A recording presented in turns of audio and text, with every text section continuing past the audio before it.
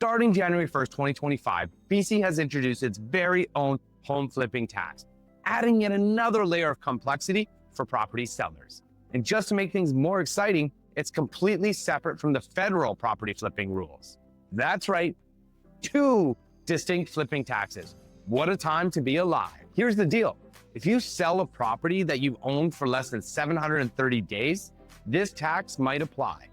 The rate is steep, 20% of your net taxable income from the sale if it happens within 365 days. The rate decreases over the next year until it phases out entirely at 730 days. It doesn't matter whether you're flipping a small condo or a luxury home. If you don't meet the timeline, you could be on the hook. Now, there are exemptions, of course.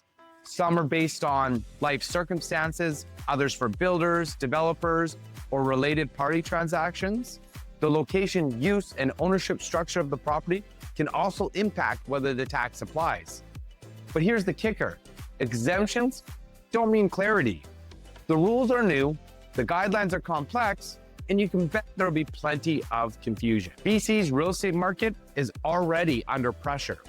Add in this tax, and it's another hit to investors, flippers, and anyone looking to sell in a short time frame.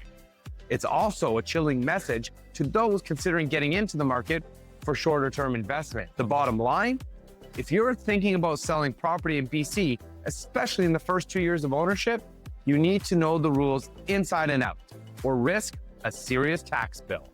And this is on top of the federal flipping tax. 2 flipping taxes, 2 sets of exemptions, twice the headache.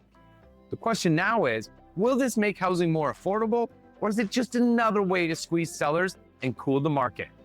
Only time will tell.